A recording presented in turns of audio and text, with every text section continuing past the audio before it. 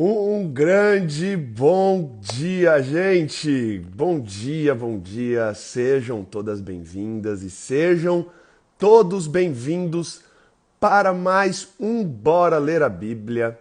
Nessa sexta-feira, feriadão prolongado aí para alguns, dia 17 de junho de 2022, 8h30 da manhã, onde nós vamos ler e estudar Deuteronômio capítulo 2. Portanto, peguem suas Bíblias, peguem seus lápis, marca-textos, vão se ajeitando na poltrona, na cadeira, na cama, onde quer que vocês estejam, vão pegando as Bíblias de vocês, vão abrindo no livro de Deuteronômio e dentro de instantes nós iremos começar a leitura. Sim, começamos ontem o estudo de Deuteronômio. Ontem fizemos a introdução e a leitura do capítulo 1. Portanto, se você perdeu aí a introdução, eu recomendo fortemente que logo depois aqui da live você vá para o Spotify, vá para o YouTube, procure o Bora Ler a Bíblia e ouça o episódio 1 para você entender o contexto do livro de Deuteronômio. Beleza, gente? Vamos então fazer uma oração e então começamos o estudo de hoje. Oremos. Pai amado e querido, agradecemos muito por essa noite, agradecemos por essa manhã, agradecemos pelas bênçãos que o Senhor nos concede, agradecemos pela vida, pela saúde, pela paz, Pai, enfim, tantas bênçãos que nós não podemos contar, e agradecemos também pela oportunidade que temos agora de estudarmos a Tua Palavra juntos. Então vamos abrir aqui em Deuteronômio capítulo 2. Que o Senhor seja conosco, que o Senhor envie Teu Santo Espírito para nos dar sua sabedoria, sua inteligência, o seu entendimento, para que a gente possa compreender. Que o Senhor esteja conosco ao longo dessa leitura e ao longo do nosso dia. É o que pedimos e agradecemos por amor do Seu santo nome. Amém, Pai. Muito bem, gente. Peguem as Bíblias de vocês, então. Deuteronômio capítulo 2. Ontem, rapidamente falando, na introdução que fizemos ontem, falando do livro de Deuteronômio, só para contextualizar, depois de 40 anos no deserto, Moisés e o povo se encontram ali à margem leste do Jordão, próximo da fronteira de Canaã, de frente para Jericó, que eles estavam prestes a invadir, depois de 40 anos rodando no deserto, por culpa dos próprios israelitas, por conta da falta de fé deles. Mas agora, depois de 40 anos, novamente eles estão ali, às vésperas de entrar na Terra Prometida. E agora Moisés, durante 2 meses, faz todo um discurso, uma recapitulação para o povo de tudo que aconteceu com o povo nesses 40 anos no deserto. As conquistas, as derrotas, as batalhas, as derrotas, as lutas espirituais, para o povo se lembrar, como eu disse ontem, que relembrar, olhar para trás, é ter certeza de que Deus irá fazer na frente. Então, Moisés começa o grande discurso dele, que é o livro de Deuteronômio. E ele é basicamente dividido em algumas partes. A primeira parte aqui, ele está fazendo uma recapitulação e ele vai mostrar a passagem de bastão do comando dele para Josué. Depois ele vai começar uma sessão sobre recapitulação depois das leis. Ele vai falar dos 10 mandamentos de volta, enfim. Depois ele fala basicamente sobre bênçãos e maldições. Como eu disse ontem, é uma grande temática do livro de Deuteronômio. Você obedece, você vive. Você desobedece, você vai morrer. Não porque Deus vai matar, mas é porque Deus vai deixar de abençoar se não obedecer, porque a obediência é a confiança em Deus e Deus sabe o que é melhor pra gente. Então, essa é a temática que acompanha basicamente todo o livro de Deuteronômio. Beleza? Então, vamos começar então o capítulo 2, porque é a continuação direta da história de ontem, Moisés contando em primeira pessoa, relembrando o povo por tudo que eles tinham passado. Então, agora continuando o capítulo 2, verso 1. Na minha Bíblia, que está na nova versão internacional, começa assim. Então, demos meia volta e partimos para o deserto, pelo caminho do Mar Vermelho, como o Senhor me havia ordenado. E por muitos anos caminhamos em redor dos montes de Seir. Lembrando que esse retorno para o caminho do Mar Vermelho foi logo depois do povo ter amarelado ali na fronteira de novo, onde eles estavam nesse momento de volta, na fronteira de Canaã. Que lembra que Moisés envia 12 espiões para espiarem a terra. Dos 12, só 2, Josué e Caleb, confiam em Deus e falam assim, não, a gente pode, a gente consegue, Deus está com a gente. Os outros 10 amarelam, falam assim, não, eles são muito gigantes. Ai, não vai dar, a gente parece gafanhoto perto deles, sei lá o quê. E aí, por causa disso, Deus pede para o povo voltar, dar meia volta. Vocês não estão prontos para entrar nessa terra ainda, porque vocês são uns bandos de covardes sem fé. Vou fazer vocês rodarem 40 anos e todo mundo que amarelou vai morrer no deserto. Então aqui ele já está continuando a história de ontem, falando que esse povo dá meia volta agora e vai pelo deserto, voltando em direção ao Mar Vermelho. Meia volta, vou ver. E ficaram anos e anos ao redor dos montes de Seir. Olha que interessante. Verso 2 continuando. Então o Senhor me disse, vocês já caminharam bastante tempo ao redor dessas montanhas, agora vão para o norte. E diga ao povo, vocês estão passando pelo território de seus irmãos, os descendentes de Esaú, que vivem em Seir. Eles terão medo de vocês, mas tenham muito cuidado, não os provoquem, pois não darei a vocês parte alguma da terra deles, nem mesmo o espaço de um pé. Já dei a Esaú a posse dos montes de Seir. Vocês lhes pagarão com prata a comida que comerem e a água que beberem. Pois o Senhor, o seu Deus, os tem abençoado em tudo que vocês têm feito. Ele cuidou de vocês em sua jornada por este grande deserto. Nestes 40 anos, o Senhor, o seu Deus, tem estado com vocês e não lhes tem faltado coisa alguma. Assim, passamos ao largo de nossos irmãos, os descendentes de Esaú, que habitam em Seir.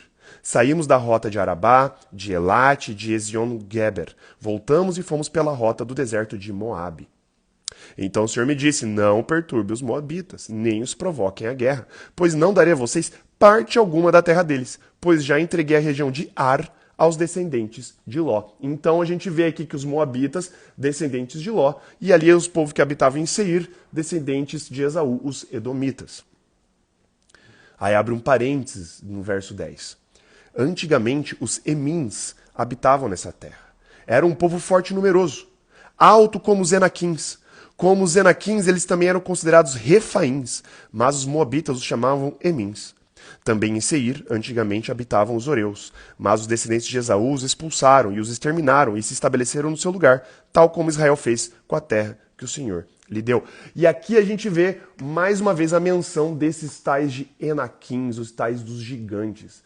Era uma raça que é mencionada inclusive lá em Gênesis, pré-diluvianos também, que também eram gigantes.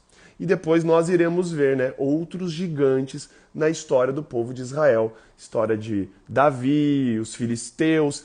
Era uma, sei lá como que eu posso dizer, uma raça, uma galera que era mais alta, eram gigantes. E o povo dessa terra, que eles falam de Enaquins, todos tinham essa estatura mais alta. Lembrando que o povo ali de Israel, né, eles deviam ter uma estatura bem baixa, eles eram ali 1,60, 1,50, a média, imagina. Se tivesse 2 metros, 2 metros e pouco, eles já eram grandes. Tanto que quando a gente vê que a escolha do rei, lá na frente, né, do rei Saul, o rei Saul tinha 1,80 m e falava que ele batia assim, o ombro dele já ficava acima de todas as cabeças dos israelitas. Então você imagina, os israelitas já tinham estatura baixa, ainda encontra esses Enaquins, essa raça que era muito mais alta. Enfim, interessante isso. Verso 13. Agora levantem-se, atravessem o vale de Zered. Assim atravessamos o vale. Verso 14. Passaram-se 38 anos entre a época que partimos de Cades Barneia e a nossa travessia do vale de Zered, período no qual pereceu do acampamento toda aquela geração de homens de guerra, conforme o Senhor lhes havia jurado. A mão do Senhor caiu sobre eles, e por fim os eliminou completamente do acampamento. Esses homens de guerra, em 38 anos, são esses homens que amarelaram, que eu falei lá, que não confiaram em Deus que eles poderiam conquistar a terra, que Deus prometeu que nesses 40 anos eles iriam ficar no deserto. E ficaram. Demorou aqui, conforme a Escritura, 38 anos para toda aquela geração de soldados de guerra morrerem. Verso 16. Depois que todos os guerreiros do povo tinham morrido, o Senhor me disse, Vocês estão prestes a passar pelo território de Moabe, pela região de Ar, e vão chegar perto da fronteira dos Amonitas. Não sejam hostis a eles, pois não darei a vocês parte alguma da terra dos Amonitas, pois eu a entreguei aos descendentes de Ló. Essa região também era considerada a terra dos Refaíns, que ali habitaram no passado. Os Amonitas os chamavam de Zanzumins. Eram fortes, numerosos e altos como os Enaquins. O Senhor os exterminou, e os Amonitas os expulsaram e se estabeleceram em seu lugar. O Senhor fez o mesmo em favor dos descendentes de Esaú, que vivem em Seir, quando exterminou os Oreus diante deles. Os descendentes de Esaú os expulsaram e se estabeleceram em seu lugar até hoje. Foi o que também aconteceu aos Aveus, que viviam em povoados próximos de Gaza. Os Caftoritas, vindos de Caftor, os destruíram e se estabeleceram em seu lugar. Esses Caftonitas são habitantes da ilha de Creta. Os cretenses saem da ilha de Creta, vão navegando, vai até a faixa de Gaza e conquista ali. Posteriormente, esses aqui são conhecidos como os filisteus. Os filisteus são esses que vêm da ilha de Creta, grandes navegadores, e se estabelecem depois ali na região da terra prometida, na terra de Canaã. Uma informação também muito interessante. Verso 24. Vão agora e atravessem o ribeiro de Arnon. Vejam que eu entreguei em suas mãos o amorreu Seom, rei de Hesbom, e a terra dele. Comecem a ocupação, entrem em guerra contra ele. Hoje mesmo começarei a infundir pavor e medo de vocês em todos os povos debaixo do céu. Quando ouvirem da fama de vocês, tremerão e ficarão angustiados. Isso a gente vai ver depois também na história de Jericó. Muito claro esse pavor aqui que Deus, de alguma forma, colocou, né, essa fama do povo de Israel se espalhando por toda a terra ali naquela região. Verso 26, do deserto de Quedemote enviei mensageiros a Sion, rei de Hesbom, oferecendo paz e dizendo: deixa-nos passar pela tua terra. Iremos somente pela estrada, não nos desviaremos nem para a direita nem para a esquerda. Por prata nos venderás tanto a comida que comemos como a água que bebemos. Apenas deixa-nos passar a pé, como fizeram os descendentes de Esaú que habitam em Seir e os moabitas que habitam em Ar. Assim chegaremos ao Jordão e, atravessando a terra que o Senhor nosso Deus nos dá. Mas Seom, rei de Hesbom, não quis deixar-nos passar, pois o Senhor, o Deus de vocês, tornou-lhe obstinado o espírito, endureceu-lhe o coração, para entregá-lo nas mãos de vocês, como hoje se vê. Sobre endurecer o coração, eu já falei isso lá em Êxodo, na história do faraó com as 10 pragas. Se você quer saber mais sobre esse endurecer o coração, vai lá no nosso podcast no Spotify ou no YouTube, procura lá a história lá das 10 pragas do Egito, e lá eu explico certinho, né, sobre o que é esse endurecer, como Deus endurece o coração, o que significa isso. Verso 31. O Senhor me disse: estou entregando a vocês Seom e sua terra. Comecem a ocupação, tome posse da terra dele. Então Seom saiu à batalha contra nós em Jaza, com todo o seu exército, mas o Senhor, o nosso Deus, entregou-o a nós, e o derrotamos, a ele, aos seus filhos e a todo o seu exército. Naquela ocasião conquistamos todas as suas cidades e as destruímos totalmente, matando homens, mulheres e crianças, sem deixar nenhum sobrevivente. Pesado. Tomamos como presa somente os animais e os despojos das cidades que conquistamos. Interessante que no verso 34, quando você vê a expressão ali, destruímos totalmente, quando você vai no hebraico, a expressão literal significa colocamos sob maldição. E esse ato de colocar sob maldição não pode vir do povo, tem que vir só de Deus. O povo estava amando de Deus. A destruição desse povo estava sobre a bênção, estava sob o comando de Deus, era propósito de Deus. Colocar sob maldição, ninguém coloca ninguém sob maldição, a não ser se for por uma ordem expressa e direta de Deus, que é essa expressão que destruímos totalmente no hebraico.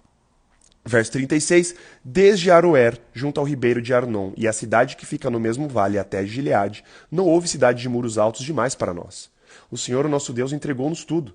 Somente da terra dos Amonitas vocês não se aproximaram, ou seja, toda a extensão do vale do rio Jaboque e as cidades da região montanhosa, conforme o Senhor, o nosso Deus, tinha ordenado. E aí terminamos o capítulo 2. E aí no meio ainda da recapitulação, Moisés recapitulando a história para o povo, para eles se recordarem disso tudo. Mas uma coisa muito que me pulou aos olhos aqui nesse capítulo, não foi nada das conquistas, não foi nada do que Deus ali fez pelo povo de Israel. Duas coisas me chamaram, na verdade uma coisa me chamou muita atenção nesse capítulo aqui. O que mais me chama a atenção é como já existiam os povos, tanto os descendentes de Edom, de Esaú, os edomitas, tanto com os descendentes de Ló, que eram os moabitas.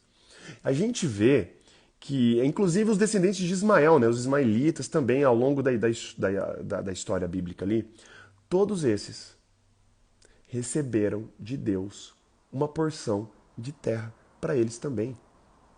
Quando a gente vê a história da Bíblia é um fio da meada, né, que vai ali de Gênesis até Apocalipse, que conta uma história de um povo. Simplesmente conta a história do povo de Israel e o remanescente vindo desse povo de Israel para esmagar a cabeça da serpente. É o que nós vemos, a promessa de esmagar a cabeça da serpente em Gênesis, cumprida com Jesus Cristo na cruz. Mas até chegar em Jesus Cristo e tudo mais, o fio da meada, a coluna espinhal, o cerne de toda a história é o povo de Israel. E muitas vezes a gente esquece de das outras histórias. E a gente acha que Deus estava só com o povo de Israel. Mas aqui é claro, quando nós lemos, que Deus deu terras. Deus não se esqueceu. Por exemplo, vê, né, Esaú e Jacó. Bom, o favorecido foi Jacó, né?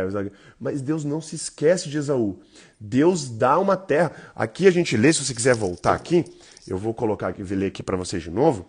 Olha só. Verso 22 do capítulo de hoje. O Senhor fez o mesmo em favor dos descendentes de Esaú, quando exterminou os horeus diante deles. Ou seja, Deus favoreceu não só o povo de Israel, inclusive favoreceu os descendentes de Esaú e os descendentes de Ló, edomitas e moabitas, antes ainda de cumprir a promessa com o povo de Israel. Por mais que o descendente viria dos descendentes ali direto de Abraão, Isaac, Jacó, nessa linhagem, os outros filhos e descendentes dos outros filhos também não foram esquecidos por Deus. Quando nós vemos aqui ismaelitas, edomitas e moabitas, né, descendentes de Ismael, de Esaú e de Ló. Deus não se esqueceu e Deus deu porções de terras para essas pessoas também. E essa história não é contada pra gente, ela só é mencionada.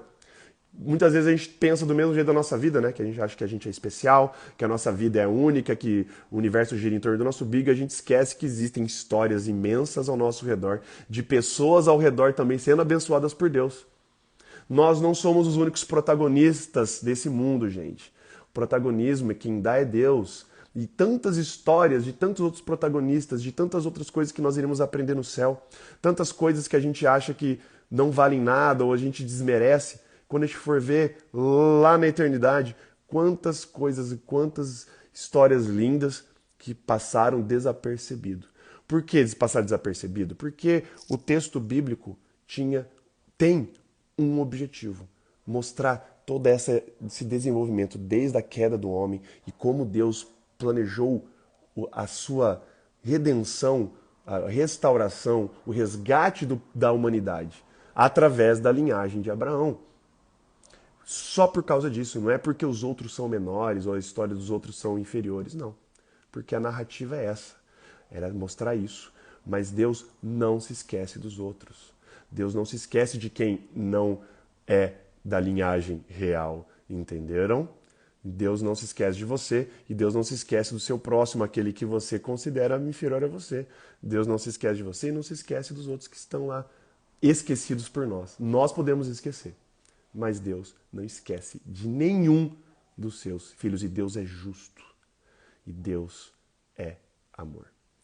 Vamos orar e vamos encerrar então o estudo de hoje. Oremos. Pai amado e querido, a Ti toda a honra, a Ti toda a glória, Pai. Agradecemos porque na leitura de hoje a gente vê que o Seu cuidado não passa só pelo povo de Israel, que era o povo eleito, para sair do meio dele a Ti, nosso Salvador. A gente vê que o Senhor também contemplou outros povos, o Senhor não abandonou outros descendentes. Assim como nós temos a nossa história, outros têm outras histórias tão bonitas e tão lindas, Pai. Que o Senhor nos ajude a entender que nós não somos os únicos personagens principais da nossa própria história. Todo mundo, Pai, tem uma história, todo mundo tem seu valor e todo mundo é lembrado por Ti, Pai. Ninguém passa desapercebido. Que a gente possa, na medida do possível, quando a gente permitir, Pai, que o Senhor nos faça enxergar com seus olhos o nosso próximo. Enxergar aquele outro que é diferente, enxergar o outro que aos nossos olhos às vezes é inferior, como semelhante, como igual. Que o Senhor tem o mesmo cuidado que o Senhor tem comigo, o Senhor tem com o meu próximo e o Senhor tem com o mundo inteiro. Tira do nosso coração esse egoísmo, essa falsa noção de superioridade que nós temos muitas vezes com relação ao outro, Pai. Nos dê uma ótima sexta-feira, Pai. Final de semana chegando, muita gente ainda viajando, que o Senhor proteja a todos, que o Senhor esteja com todas as famílias que estão aqui representadas, perdoe os nossos pecados e faltas. Tudo isso, Pai, nós te pedimos e agradecemos, não porque a gente mereça qualquer coisa, mas pelo teu sangue derramado na cruz é que nós oramos, Pai. Amém. Valeu, gente. Queria agradecer aí mais uma vez a presença de todos vocês. Se é a primeira vez que você está entrando aqui, não sabe o que está acontecendo, saiba que nós fazemos isso todos os dias, de segunda a sexta, das 8h30 às 9 da noite, sábados, domingos e feriados, inclusive os prolongados como hoje, das 8h30 às 9 da manhã, todos os dias lendo um capítulo da Bíblia por vez. Hoje nós lemos e estudamos Deuteronômio capítulo 2, amanhã será Deuteronômio capítulo 3 e assim por diante. Se você conhece alguém, se você quer apresentar esse projeto para alguém, fique à vontade, inclusive eu encorajo. O projeto do Bora Ler a Bíblia é um projeto que busca voltar ao hábito de buscar respostas na palavra, não no resto do mundo. Deus já nos conferiu a revelação especial da Bíblia, justamente para a gente buscar aqui todas as respostas que a gente precisa para a gente ser salvo e salvar os outros. Então, convide outras pessoas, fale do Bora Ler a Bíblia. Se você perdeu algum ao vivo, seja no Clubhouse, seja no Instagram, nós também subimos o vídeo no nosso canal do YouTube e no Spotify em forma de podcast. Beleza, gente? Um grande abraço, um beijo para vocês, todos uma ótima sexta-feira e até amanhã, 8h30 da manhã, com Bora Ler a Bíblia, Deuteronômio, capítulo 3.